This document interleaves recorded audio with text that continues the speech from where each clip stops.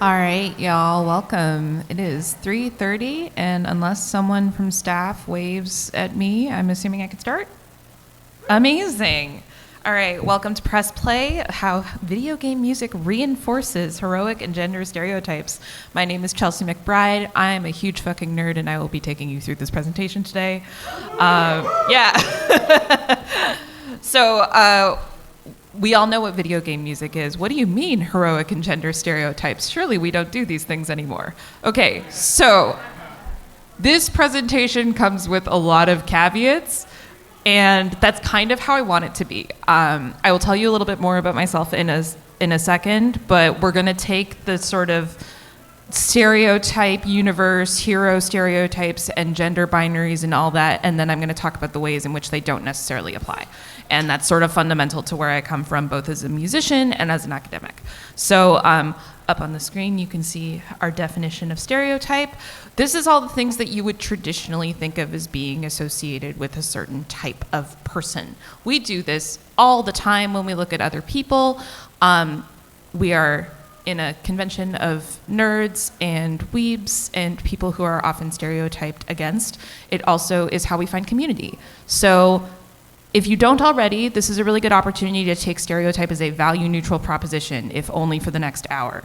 Because we're using this as a tool, we're not using it to judge, we're not using it to discriminate. For example, heroes, often courageous, often noble, sometimes like literally noble, like kings or princes, often male, but we love it when they're not. Often the center of a story, not synonymous with the protagonist, but often the protagonist. And of course, I love being in spaces like this because we're going to talk a little bit about gender today. Requisite disclaimer that I'm a cis woman and I'm very femme. This is why I wear skirts pretty much everywhere I go. This is a spectrum. We all express ourselves with a variety of more masc and femme traits. So later when I talk about gender, I'm using masc and femme. Take, with this what you will. I know this manifests very differently for all of us, but we do see it play out in certain ways in games. My favorite example of this is always Boob Armor, because I just think it's really funny. But we're going to talk about some characters from some more nostalgic video games, and then hopefully in the Q&A at the end, you'll all tell me about games I haven't played yet. So this is going to be very fun for me too. I also cannot stress enough, gender is a social construct. We make it up. We impose it on other people. We have the power to change it. This will come up again. So I kind of covered some of this, but basically we're using all of the concepts that I'm going to talk about today as shorthand. This is not the complete nuanced picture of a character. But when we pick up a video game, any video game, these stereotypes can be really useful for us to determine a lot of information about a character quickly. I am wearing Mario and Luigi earrings today because that's probably the franchise that has taken the most of my time. And we know a lot about Mario the hero and Mario's evolutions, and there are probably other panels at this event or things you've seen online that talk about that. That's one example of a hero that we know a lot about, and him specifically, he gets used often as shorthand for specific types of platformer protagonists. The other thing that's really interesting about this sort of like stereotyping in video games specifically is that when we see a character that looks like us or that expresses themselves in a similar way to us, we relate to them a lot more quickly. It's like watching a movie and relating to the main character because they look like you, or seeing your best friends reflected in the sidekicks or something like that. This is a short way of getting you, the viewer, the player, the consumer, to empathize with whoever you're seeing, consuming on screen, playing as, right? So, who the heck am I? Hi. I'm Chelsea, a lifelong nerd, aspiring academic, career musician. What you need to know about me is I have been a musician in some form since I was, for like 30 years now. And I'm halfway through grad school, which means I'm very early in a doctoral degree. I'm studying jazz composition. A lot of what I'm going to talk about today has to do with theory and musicology. So yeah, doctoral student at the University of Miami. Fun fact about me, I have a Yoshi tattoo on my foot, which is currently embedded in a boot cast, but if you're super nice to me at like 10 o'clock tonight, I might show you because it's fun. I lived in Toronto for a very long time. There's some great Toronto musicians hanging out at the con, and I was Princess Daisy for a very long time. I was also very briefly Lara Croft. I was also very briefly Princess Zelda. So I have cosplayed badly before, and I have played a lot of video game music. I've done over 50 arrangements of things. I've played on covers from your favorite artists. You'll usually find me on collaborative soundtracks. And not only am I pretty good at Mario Kart, it has scored me / won me Tinder dates, which is like, I don't know if that's something you should brag about, honestly. I think the men need to be easy, like harder to beat. Like I would like better competition. But it is a point of pride that I was the band champion in Mario Kart for a very long time. So one thing I'm gonna add on this front is a lot of this has to do with music theory and musicology. If I've learned anything about musicology, and we have to recognize that I'm very early in my studies here, you have to prove everything you say. So I'm going to provide examples and counterexamples. I'm going to prove my point, and I'm going to prove that I'm wrong.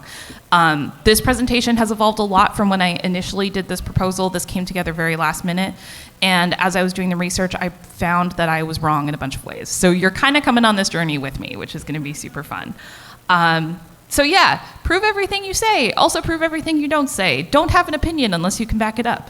Probably not a bad philosophy for us to take into other areas of our lives, but like kind of essential to academia. Okay, so like I said, lots of stereotypes, lots of gender binary. We know this isn't how it plays out. So I will try and be as obvious as I can with examples where things stretch. Again, there's going to be a little Q&A at the end. I'd love to hear examples of things I missed, because there's a ton I missed. But we're going to start from the binary, because that gives us a place to start, and that gives us kind of a common understanding. The other thing is this came from a course I took a couple months ago in my last semester, and it's going to deal with this thing called musical topics. And I love this because musical topics are the thing that actually non-musical academics already know about. We do this really well because we play a video game and we hear the soundtrack and we're like, oh, that's the winter level. Or like, this is the main character theme. Or my favorite, that's the boss music. And if you know this is the boss theme, congratulations, you understand a musical topic. It's basically a commonly agreed upon set of characteristics. You could call it a stereotype. It's the same idea. That tell us like, this is what's happening in the game right now. And so game composers use this a lot because we want you to know a lot of information very quickly. One of the things that's going to come up again in this presentation is the idea of trumpets specifically as like really heroic sounding. We hear a lot of strings in game soundtracks. Often it's like sweet or sad or epic. The way they're used is really important because that tells us things. Mallet percussion and lots of reverb is part of the winter levels. There's a citation here because this is an actual paper. If you are a musician or you're into music theory or whatever, Megan Lavengood and Evan Williams did a paper that I read for class, and that's basically where this whole presentation comes from. Because I looked at them, it's a fairly recent paper, and I said, wow, you can use academia to talk about video games and video game music, and I thought this was awesome. So this to say, some of this might get a little highbrow. That's okay. You actually know a lot of this stuff already instinctively, intrinsically from playing video games and being around. So don't worry if you're not fully hanging on. I think you'll get the general idea. And of course, there will be time for questions at the end. So what are we talking about? The heroic topic. So like I said, a musical topic is something that we all kind of commonly, from listening to a bunch of music, agree that like these are the characteristics of the hero. Heroes are not always playable characters. This is really important in like JRPGs specifically, but in a lot of other games as well. We're not necessarily talking about the hero that you play. We're also talking about the hero that like you go, I'm playing Paper Mario 1000-Year Door right now, so this is the specific example. But like, it's as much Mario as Luigi. You're playing Mario, you're playing the hero, you're doing the thing. Luigi's going off and having his own separate adventure, and if you're like, that's a 1000-Year Door spoiler, go play the game. But like, he's a hero too. He's on the side of the good and the right, and sometimes you encounter characters in video games that you can't play as, but that are doing things to help your quest. So often they're really important to the story. often they're sort of on the side of like what is good and right and gets you to win the game. We'll get into morally complicated stuff later. Lots of pretty obvious musical signifiers here. Major keys, which to Western classical ears, which is probably most of the music that most of you grew up with, this is going to sound happy to you. It's going to sound energetic, cheerful, all that. Single reed woodwinds. So flutes, clarinets, and saxophones. If you didn't know, I'm a saxophonist, so I'm going to take 30 seconds here. Saxophones are made of brass, but they are actually woodwind instruments. You play them with a reed that vibrates and makes the sound. When I say single reed woodwinds, some of you noticed flutes don't have reeds. Yeah, they don't. You just blow into the tube in the end. But they're also a woodwind instrument. This is an important distinction here because we will talk about double reeds later. Double reeds are weird because the people who play them have to make their own reeds, and that's really intense, and it leaves you alone in a room with a lot of knives. These are great people to know if you want very specific skill sets. I'm also writing for double reeds right now, so I'm like in that world, which is very fun for me. Strings, obviously, strings are big and sweeping and epic. If you think of every movie score ever that wasn't written by Hans Zimmer, then you're going to hear a lot of strings. Actually, some that were too. That's not mutually exclusive. Pitched percussion. We think of this often as like tinkly bell sounds, but this is also things like marimba, which sound more woody, have more resonance. Anything that's low and you can play a note on. And voices. People singing, people talking. There's a couple examples that I came across that didn't make it into this presentation that have like rap on them. So yeah, let's, I think the next slide is examples, so let's hear some things.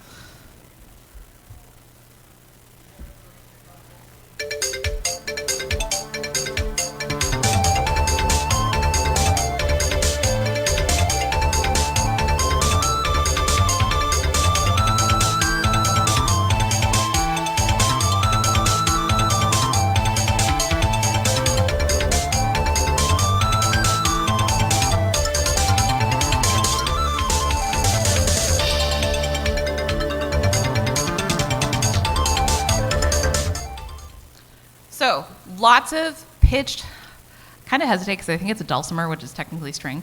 Pitch percussion, that sort of tinkly thing that you hear in the background that's got all the notes going on. And flute is as the main melody instrument. Chun-Li is a hero. I don't actually know the plot of Street Fighter all that well, but I'm going to say that she probably is from the little research that I've done. If nothing else, you get to kick some butt with her, which is pretty cool. This next one is from a game I actually, which one is this? I'm going to play the next one and then I'm going to talk about it.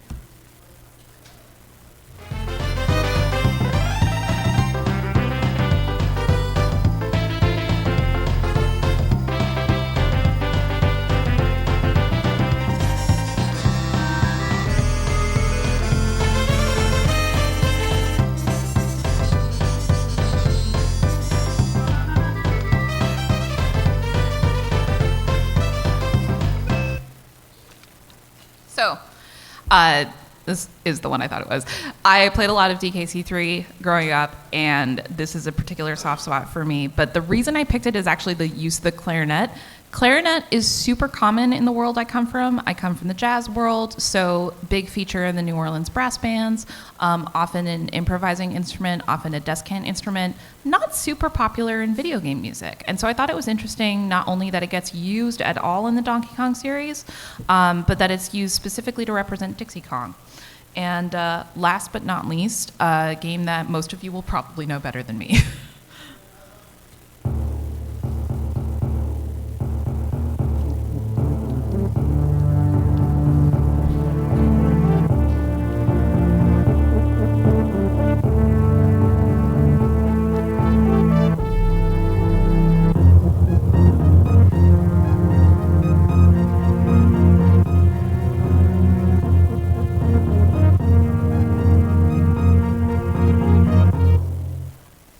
So more brassy, stringy sounds, but the sustain of strings, which is why I included it.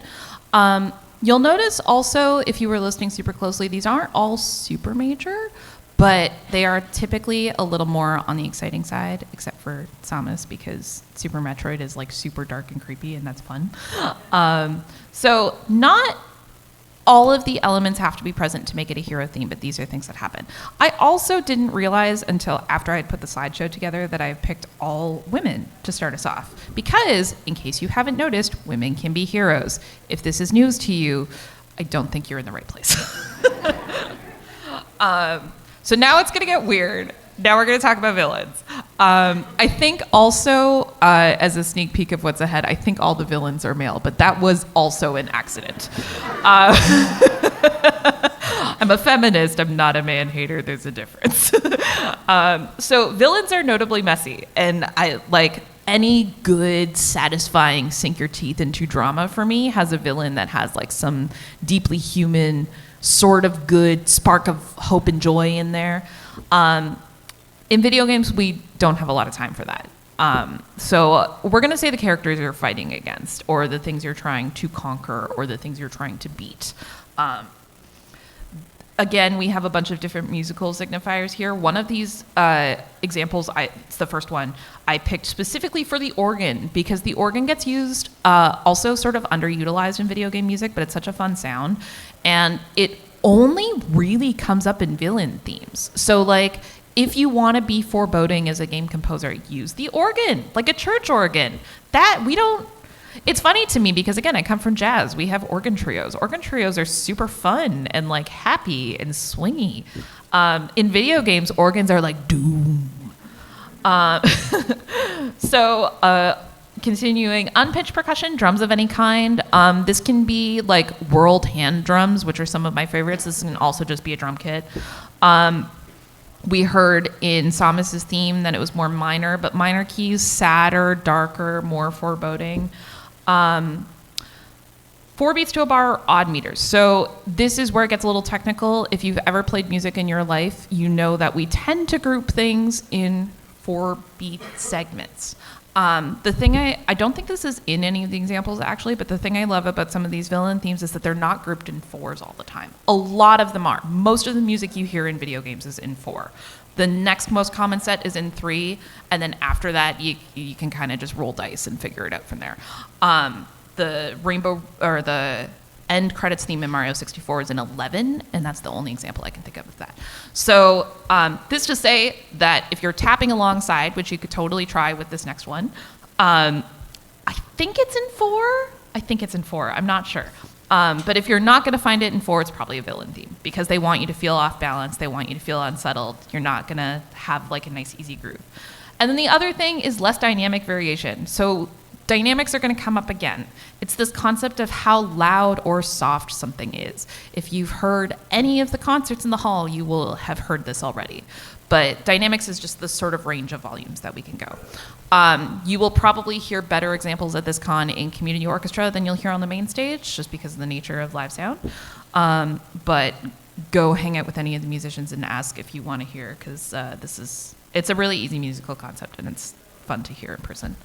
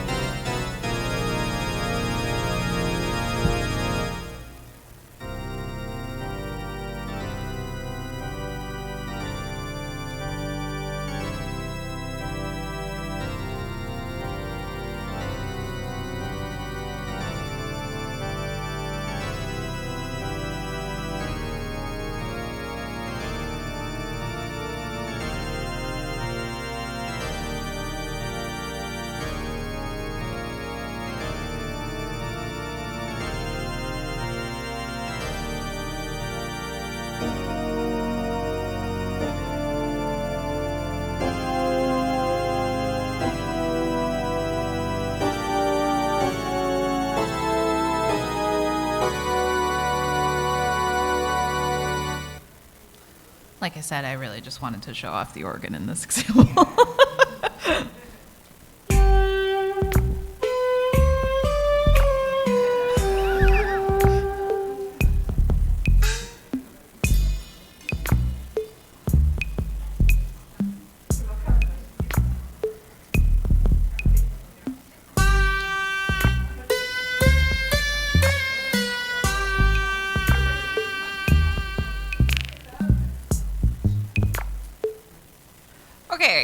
So, quick show of hands.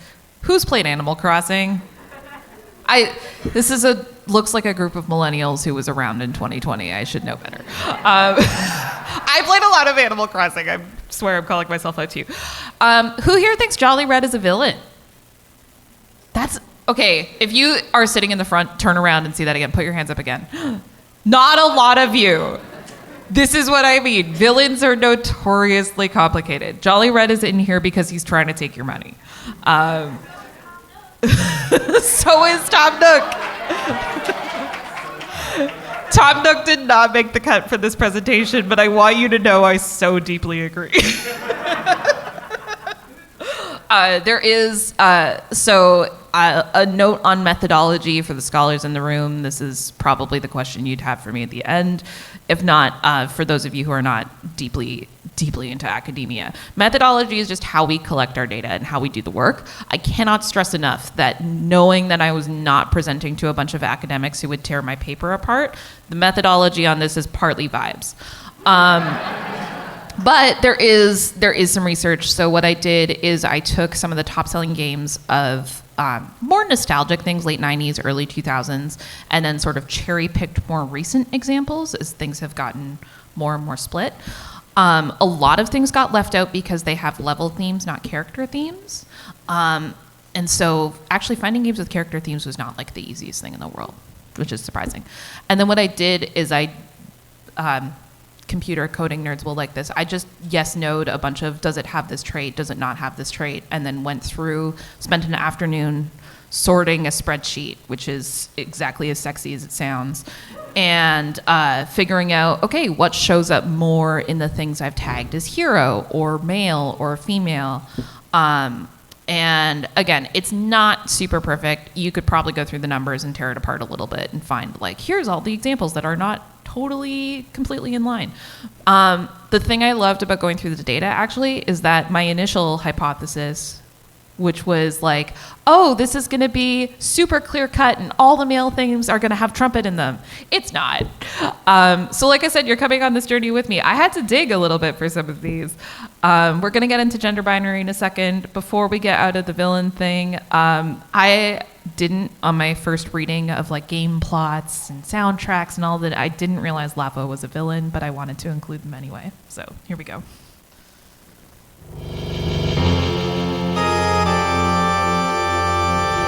Organ, again.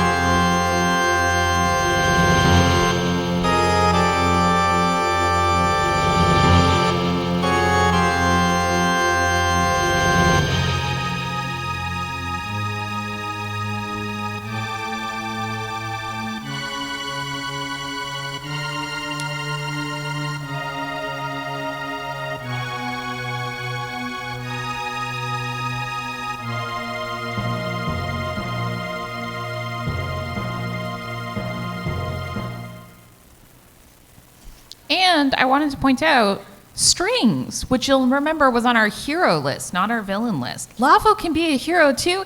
It's not that clear cut. So why does this matter? Like I said at the beginning, you always know when the boss is in the room. What if the game soundtrack was also telling you who and who not to like? One of the things that's really interesting to me about playing video games, or even like watching stuff, which I tend to play more than I watch, is to look at not only to get super inside the story and experience it as a player or as a viewer, but to find out what is it trying to tell you. And I think this is what separates the casual enjoyer of media from the nerd or the academic or the even like sophisticated or educated consumer. I personally think this should be accessible to all of us. So like, again, I'm not trying to put a value judgment on it, but there's consuming the piece of media and then there's asking it what it's trying to tell you. And so for me, one of the things that was interesting about this sort of hero villain idea is like, is the soundtrack of the video game telling you what to value? And is that a good thing? Is that a bad thing? Should we approach these characters with more nuance?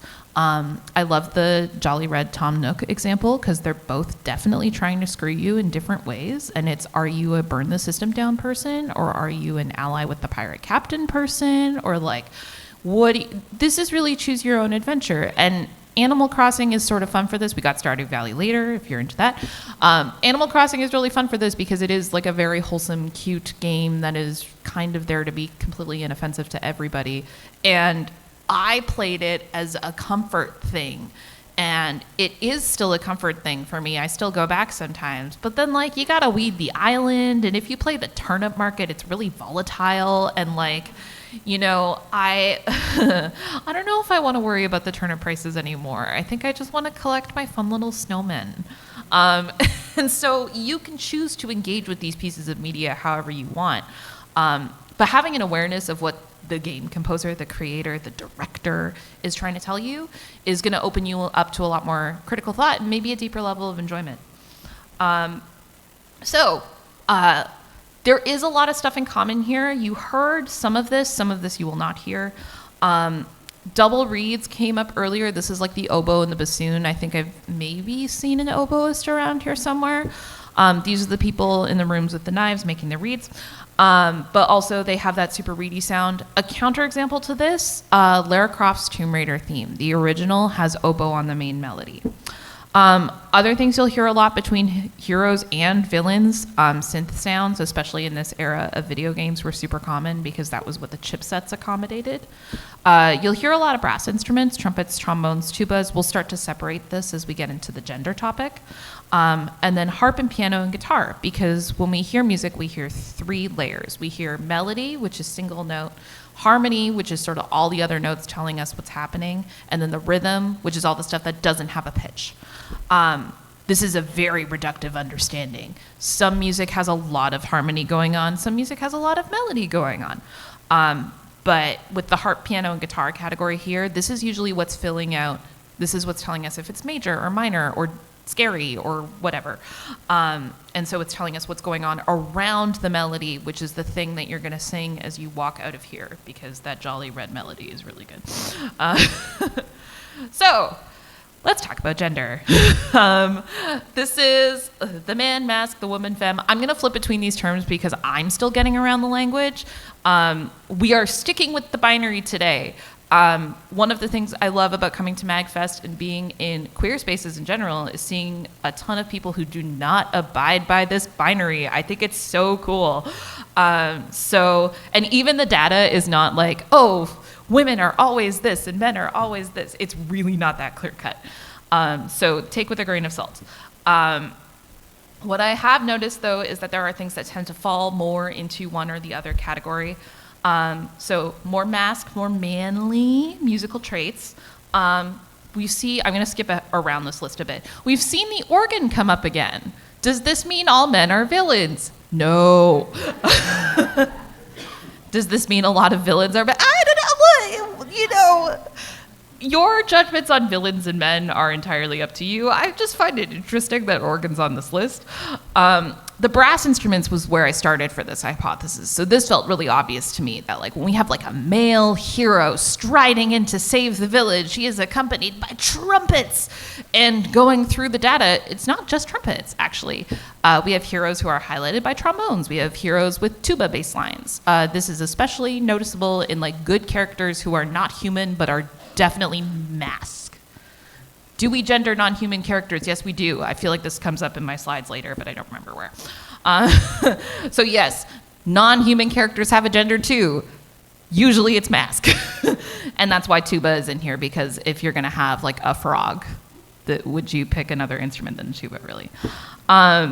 Staccato, short articulations. So again, hang around with especially a wind or brass player if you want to hear this played out. Staccato versus legato is a thing that you'll know if you've taken any sort of music training, but it's short notes, things that stop and start very quickly. This shows up a lot more in mask themes for reasons I don't know that I fully understand. And then the other two, again, this gets a little technical. We have less dynamic variation in mask themes. They tend to be about the same volume the whole way through. And unidirectional melodies. All this means is the melody goes or as opposed to right? So it tends to go up or down. Doesn't seem to matter which way. It just picks a direction. And then on the other hand, we have the contrast, femme musical traits. So woodwinds, single and double reeds, French horn, which is an interesting one. This is, if you aren't a musician, you don't know this is fun. French horn is technically a brass instrument. That being said, it is the brass instrument which more women play than any other, and it's featured in a woodwind quintet. So it's sort of the weird outlier of the woodwind quintet. There is a day's worth of seminars to be held on the gendering of instruments that I will not get into today, but this lines up also with the people who play the instruments. There are a lot more men who play brass. There are a lot more women who play woodwinds. I am an example. I am a saxophonist who also plays bad flute and clarinet. So I fully fit the gender binary here. Pitched percussion, strings, and harp. This shows up in at least one of the examples. Things like glockenspiel and xylophone, so things that sound shiny when you hit them. Strings of any variety. And harp is a personal favorite because it's just a really great instrument. It almost never shows up in mask themes. The opposite of staccato, legato articulations, very smooth. You can see I'm trying to modulate my voice to emulate the thing. So smooth phrases that you can sing usually in one breath. And then dynamic variations. This is when you're more likely to hear things get loud for that sweeping bridge, and then soft. I think you probably have some guesses about where this is going. I'm going to launch into the examples.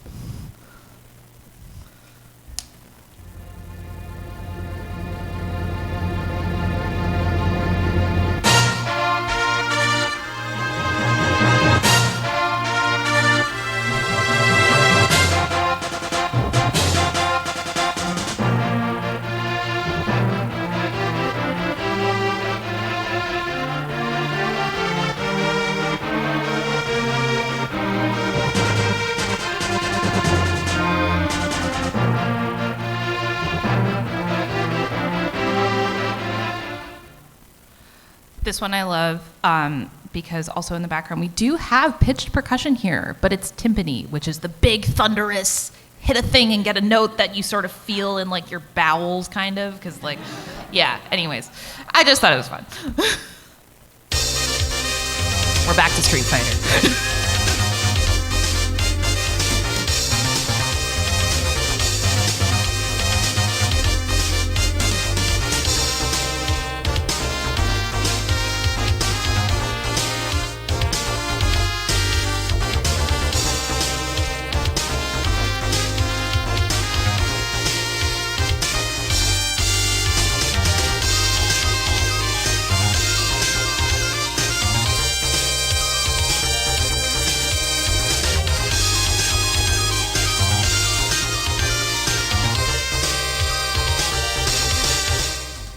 So big, heavy groove drum kit, but also so much trumpet.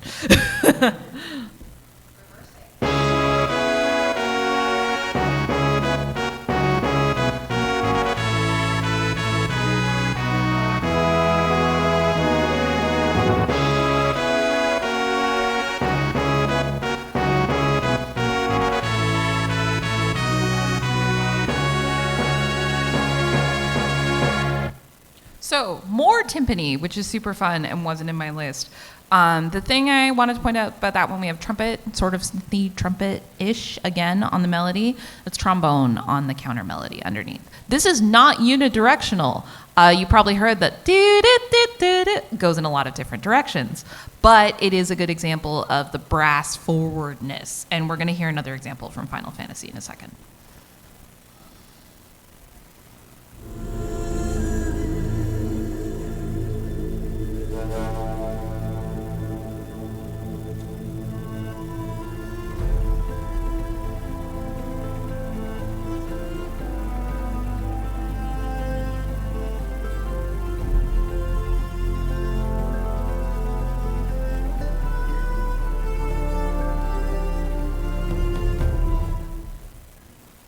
So female voice to tell us it's a female character, it feels really on the nose, but sometimes when we're not immediately, like when it's like the loading screen or something, we need something to give us more of a hint.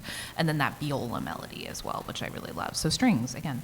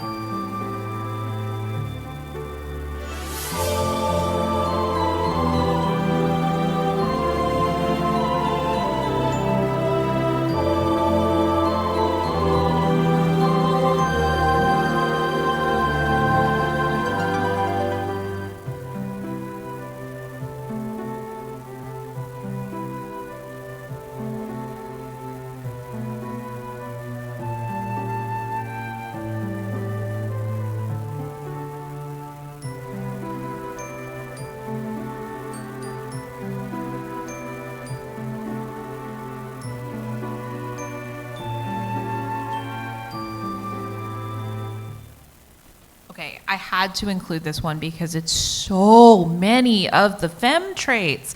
We have the harp on the accompaniment, we have the woodwind melody, we have the glockenspiel coming in to accompany, we have that big dynamic swell into the B section, which is just a nice way of saying that section after the thing you heard already. And so for me, this was like, I have to include this because it's a lot of the stereotypes. It's also just a beautiful tune.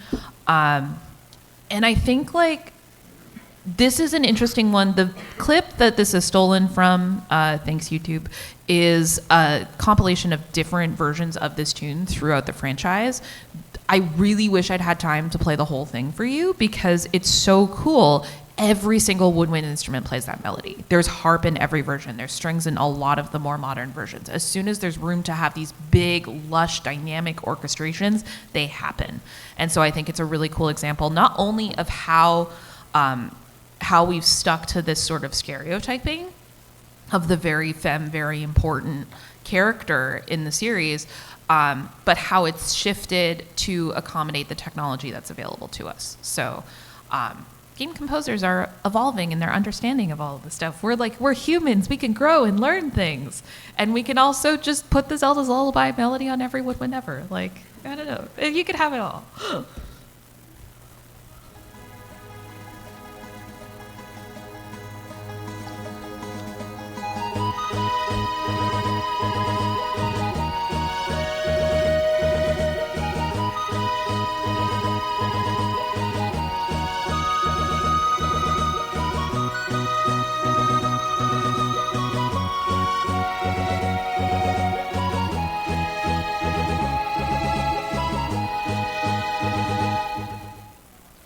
So again with the flute, this time we have some more driving percussion, which is nice, a little bit more energetic, but still with the strings and the flute very much conforming to that femme idea that we have. So why does this matter? We're back here again. Once again, asking you to think a little bit critically about the stuff that you're listening to and playing. What if we're predisposed to like or dislike certain characters? I said this earlier, we gender non-human characters, we really do. A lot of the characters from the games that I were looking at were non-humans that tended to be male. I am sure that if I had more time to dig a little deeper, I would find non-human female characters, and that would be super fun. But I do find it interesting that a lot of them tend to be male and tend to be scored more mask. The whole, like, do we like them based on their gender? Well, this depends on how much of a feminist you are. And I don't mean that in a bad way, because we're all at different points in our journey. But I think it does say a lot about, like, well, if you play a character and you assume that all the heroes are male, like, this is a thing that some of us do. What if you gender swapped all the characters in your game that you were playing? How would that make you think differently about them? When you play an RPG, do you tend to play characters that are the same gender as you or different? Do you enjoy trying things out? If you think of a character that is stereotypically masc or femme or whatever, like, does this inform who you choose in a game where you can play as a bunch of different characters, or who you like?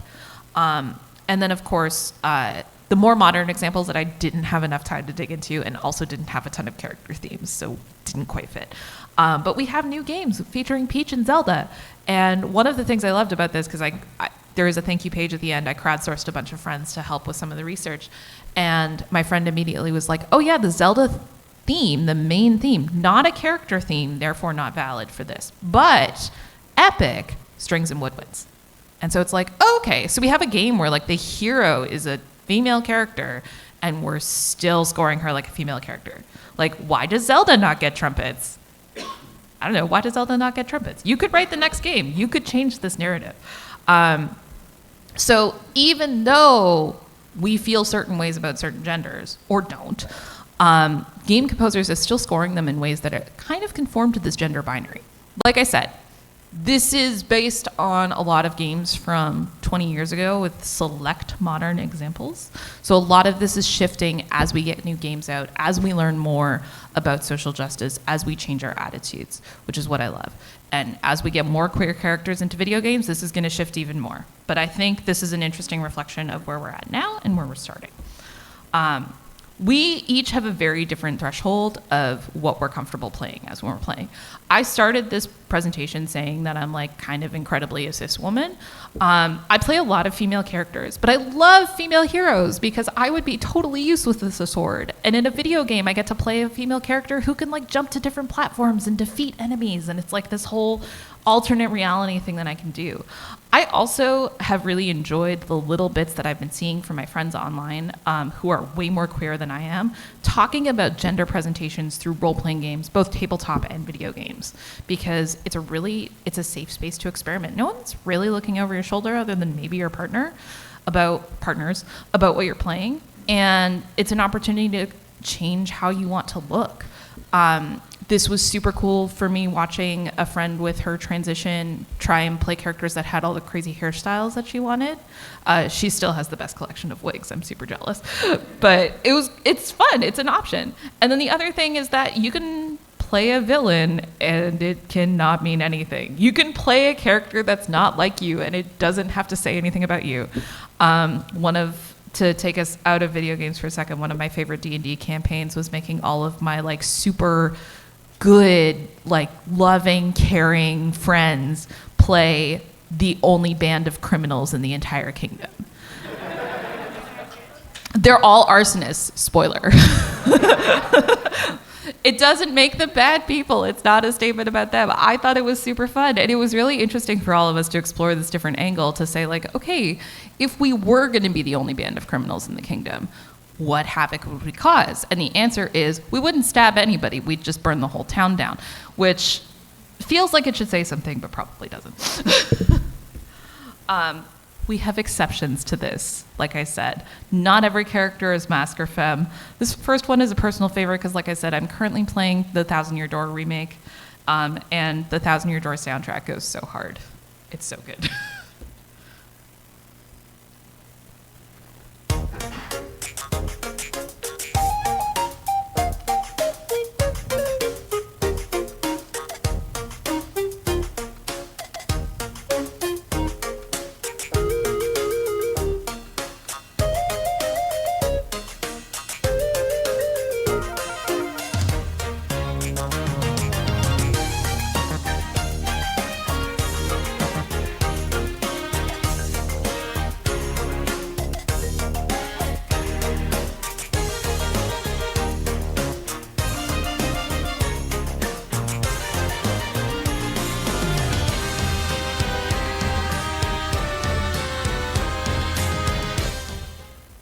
So the thing I love about this is that if you break down, like even if you sort of ignore the production disparities between 30 years of soundtracks, he's scored exactly the same way as Terra from Final Fantasy.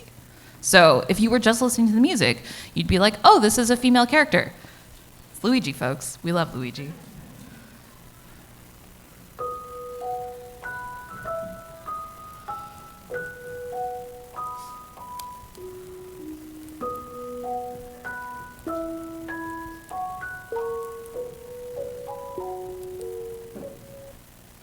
Shout out to all my Stardew Valley people here. It ain't me, but I'm happy for you. Again, this is a male character, presumably male character, scored entirely with like plinky percussive sounds.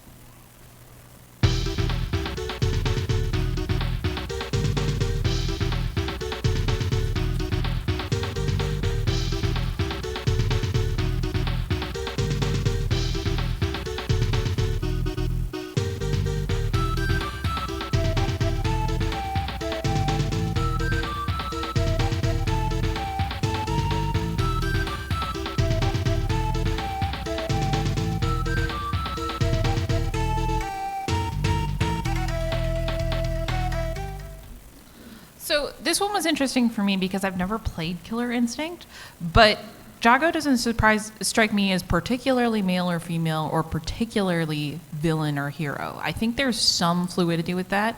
Feel free to correct me.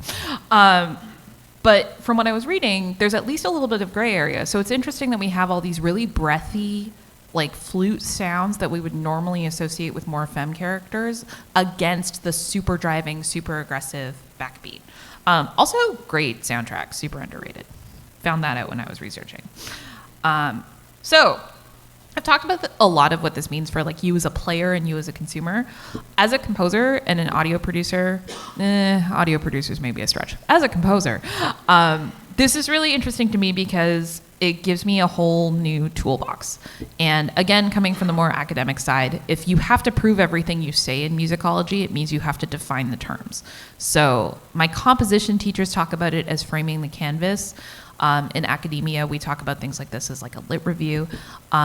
Basically, if you want to categorize something, you have to draw or make the box, and then you put stuff in the box or take it out of the box. You have to know what the category is before you can break it. So this was fun for me because I'm coming at it as like, oh, I have all these assumptions about things that should go in these separate boxes. And then over the process of doing the research, discovered, first of all, your boxes are wrong. And second of all, you have to put different things in them. So a lot of research is like this, as any of you who have done significant research know. I think this is true of both STEM and the humanities. I'm certainly discovering it's true in the humanities. And so I love this as a composer because it gives me a whole new tool set to work with. And I have the choice to say, okay, it's the big hero theme. I'm going to write a bunch of trumpets and a bunch of strings, and it's going to be in a major key, and it's going to be 4/4, and we're going to have a march. Or I can say, you know what? Maybe this was the thinking. Zelda is the hero. Why don't we give an epic major thing to the flutes and woodwinds and strings, because they never get to do that. There's also a lot of comparisons here between film scores and video game scores because visual media, but also because they're using a lot of the same techniques. So if you've ever heard of a thing called a leitmotif, or like, that's kind of what this is in smaller form. It's a character melodic or thematic idea. And so we can approach character themes by creating variations of them through the game. Again, this actually comes up a lot more in level themes. So if you hear the overworld music, and then you hear the underwater theme, and then you hear how it changes when you go up the mountain, we're used to that sort of shift as being like the music's telling us something about the environment. In films, they do this a lot with characters. So if you're a big listener of film scores, you're already like, oh, the way like my character theme changes as different things happen to them. Or like, oh, it's so cool to hear these two character themes at the same time. And you know, because the music's kind of foreboding that they're going to get into a fight. Like, film and video game composers are trying to communicate a lot of these tools to you. In the game composition world, and then for me as a jazz composer, I find this really interesting because even though I don't deal as concretely with the notion of characters and plots and things like that, there's still a story to my pieces. And so I can take all of this and say, I really want you to feel a certain way about my featured soloist, or the bassoon section, or somebody, and score the rest of the ensemble appropriately. Basically, composition is part like music nerdery, being deep in that form of art, and part emotional manipulation. And if you think I would love to say like we're here for art's sake, but that's not a thing. We're trying to make you feel things, and we're not above using tips and tricks to get there. So is this a good thing? Does it matter? That is entirely up to you. Video game music is here to tell us a lot of information quickly because we don't have a ton of time, especially if you're a casual gamer. You want to be able to power on your console and get into the fun stuff right away. So we use a lot of stereotypes. We use a lot of shorthand. Reinforcing these stereotypes often tells you which NPC should you be talking to in a specific place. Is the princess, or is your princess in another castle? It can be, you know, maybe you should pick the female character this time because their armor's better and they can fight better. Or like case in point, Super Mario Brothers 2, the American version, where Peach actually gets you a lot further than any of the other characters do. I don't know. Maybe that's important. It can also kind of box us into really narrow ways of thinking. And so this goes back to what I was saying about like, think about what the media is trying to tell you. Is the villain really supposed to be a bad guy, or do they have like morally complicated stories that they have to work through? Why is the villain a guy? Why is that an assumption I just made? You know, can we have female heroes? We clearly can because it was half an hour ago in this presentation. But what is this going to tell us about the game? What is the game trying to tell you? What are you going to take away from the game? What are you going to ignore about the game? We've all played bad games before. Some of us put them down. And of course, where do we go from here? So it's up to us. We can go forward against, we can lean into the stereotypes and the drama and the comedy of the game, or we can kind of go against it. We can play things out of spite or out of learning. It's really up to you. But the idea is, do you want to ask questions of your media, or do you just want to let it influence you in its own way? I think it's fun to do both. Sometimes I watch things for fun. But as an academic and a composer, often I'm watching things from this analytical lens to be like, I'm playing this because it's fun, and I'm also playing this because I learned something. That's why academics are mostly depressed. Okay, so I see some hands shooting up already, which is really exciting. I'm going to come back to questions in 2 seconds because I really, really, really want to put this slide up. A bunch of people from the video game cover server helped me put this together. A bunch of friends of mine helped me put this together. My loving, adoring nesting partner, Kyle, is sitting right in front of me. He edited all the videos for this, so shout out Kyle.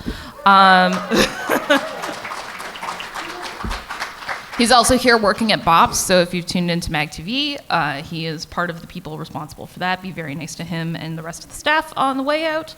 Shout out to Dr. Chada, who taught my theory class last semester and convinced me that musical topics are a thing that every video gamer already knows about, and we don't need academic papers for it, and also convinced me to submit this here, because that's the reason I'm here.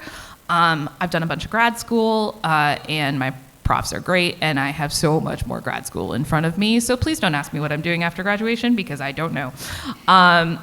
Big shout I know, right? Big shout out to MAGFest. Thank you for having me. Thank you, all of you, for being here. This has been a blast. I'm going to put, yes, there are more citations than this, but these are the 2 that I drew off of mostly, and also so many YouTube videos. And then, of course, you can find me here. I will circle back to questions in a second, but I have been Chelsea McBride. Thank you, thank you, thank you for being here. And if you're wondering why I have this little guy up here, this is Trumpet. He wants to be your friend. Thank you. Oh my goodness. Okay. I will stick around formally for a couple questions, and then I will head off the mic, and you can approach me at your own peril, because I'm an introvert, and this might be really hard for me. We got till 4:30. You had your hand up first. What's up? Can you talk a little bit about the connection between the emotional manipulation part of composing and the way that these kind of stereotypically STEM instruments tend to be used for more stereotypically STEM emotions, like sadness, love, romance? Oh gosh, that's a whole other panel. To greatly simplify some things that I think a lot about all the time because I am a woman, we tend to associate men with this stoic, manly, strong, unrattleable sense of purpose and self, and you give them a task and they do the thing and it's really exciting for them. And then we think about women as our community builders, as our family makers, as people who nurture these emotional connections. And this manifests in really weird, subtle ways, which is actually often how I think about it. The fact that I have 17 million guy friends, not a single one of them will write me a Christmas card. 3 of them call me on my birthday. And I don't care. They're good people. I know they care about me. There are many ways to express care. But if I called up some of these people, which I actually did, I did this recently and this was fun. I called up a friend and I was like, do you want a birthday card this year? And he's like, wow, that would be really nice. He's not going to send me a birthday card back. That's not how this works. But the gesture of reaching out was so deeply appreciated because it was a thing that he hadn't really let himself get in touch with. I still haven't mailed his birthday card, so stay tuned to find out if he receives it. But it's actually 3 weeks from now. I have time. To your point, though, because we don't talk about men having feelings, it's so weird to me that all our composers are men too. We don't let men talk about having feelings. And so when they talk about feelings in music, they have to do it in this way of well, I really wanted to put the oboe on this part because I thought it would be the most impactful because that C is the climax of the whatever. And if you talk to women about it, it's yeah, but there's so much more to it than that. It's not about oh, I did this technical thing and I put the oboe here because I wanted to. It's because the combination of the oboe for these 8 bars and the bassoon for this and all of it comes together into this wishy-washy thing that makes you feel sad, or makes you feel a certain way. And we let women feel these things because we love the stereotype of women as emotional. And I don't even like as a composer, I'm like, yeah, okay, I have a lot of feelings and I put them into, I'm not in this business because I don't have feelings. Like I'm in this business because I have too many feelings. And so I put them into music. And yes, because I'm doing a doctorate, I can pick apart a score and say, this note, this instrument here at measure 63. But I can also say, like, I permit myself to feel sad sometimes. And when I feel sad, it feels like the key of F minor. And then I'm going to do something with that. I thought, as sort of a kid, this is a really long answer, and I don't want to spend forever on this, but I think it's cool because I have a lot of thoughts. I will say something that was really interesting to me is I had a really good example of the male and female approach to this. A colleague of mine recently did 2 ballads on the same show. We did exactly the same form. We did exactly the same, like, big musical moment choices. We scored them completely differently otherwise. And his was my favorite piece of the show, and I think it was the same the other way around. And so we looked at each other and we said, we took a lot of the same mechanical, technical approaches to the piece and then realized them totally differently, and they had almost the same emotional impact because they had almost the same emotional contour. So it's not that men don't have feelings and can't do these things. It's that we understand and accept and allow this from women in a way that we don't from men. And then also sometimes it comes with the value judgment of like, but the women can't do it as good. And that is the other panel. I saw a couple hands at the back. Let's go to you. I thought it was really interesting that your examples of characters that didn't follow the typical expectation of what was feminine or masculine were all side characters. And specifically with Luigi, who's the brother of like the hegemonic masculinity example, Mario, is feminized, and that leaves a lot of men to see him as effeminate and lesser, and a lot of gay people to see him as gay. And I was wondering, based on your data, how many of the people who wrote the patterns were side characters or seen as queer by peers or headcanons? I think there is a whole piece that I'm not going to be able to unpack very well. There's not a lot of queerness in this data set. I will point that out. You're totally right on the feminizing male characters thing. This is a pattern that happens a lot where like we feel differently about men who show feminine traits than men who show particularly masculine traits. I personally love feminized men. I love a man who's in touch with his emotions. This is so good for society as a whole.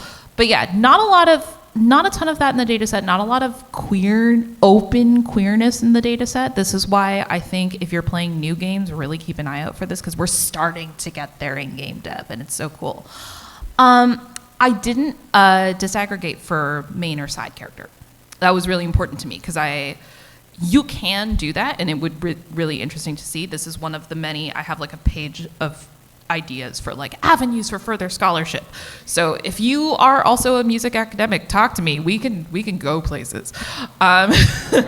There's room for this, but I actually have no idea because it's not separated in the data, and I would be really curious. I will say that from a very top level scan of a lot of these games, I think that we allow a lot more fluidity and nuance and complexity from characters we don't have to look too closely at.